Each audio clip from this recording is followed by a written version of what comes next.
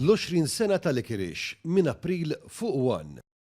Bl-iskop li jkompli jiġi promoss il-volontarjat fost il-komunitajiet lokali u li titrawem dejjem aktar kultura ta' inklużjoni, il-Gvern għadu kemm ħabbar it-tnedija tal-iskema Komunitajiet Aktar Inklusivi għal din is-sena b'fond ta' 250,000 euro.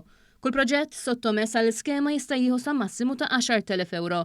L-iskema għandha lan li tassisti lill-applikanti fl-implementazzjoni ta' proġetti u inizjattivi li permezz tagħhom jinbnew komunitajiet aktar b'saħħithom biex kulħadd ikollu l-opportunità li jirnexxi.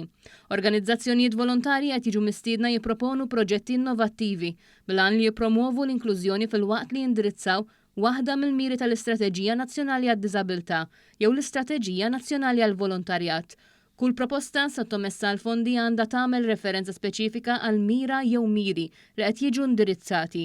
Il-Ministru għall-Inklużjoni u s-Settur tal-Volontarjat Giulia Farrugia Portelli fissret kif il-komunitajiet ta' madwarna huma l-postijiet fejn in-nies jaqattaw il-maġġoranza tal-ħin tagħhom u għalhekk li rridu nassiguraw li jkunu aċċessibbli u inklusivi għal kulħadd b'mod ugwali. Għandna obbligu li dawn il-postijiet ikunu aċċessibbli. Din l-iskema ta' €250,000 tara li proġetti li se jkunu qegħdin irresqu għadiet volontarji f'pajjiżna joffru l-aċċessibilità ma' wkoll esperjenza kemm fil-kultura, fil-festi, kif ukoll attivitajiet li jsiru fil-pajjiż kif ukoll binijiet li jkunu aċċessibbli mhux biss fiżikament imma wkoll permezz tal-esperjenza li huma joffru lill-familji tagħna. L-applikazzjonijiet għandhom ikunu sottomessi online sa mhux aktar tard mill-ġimgħa 3 ta' Mejju li ġej.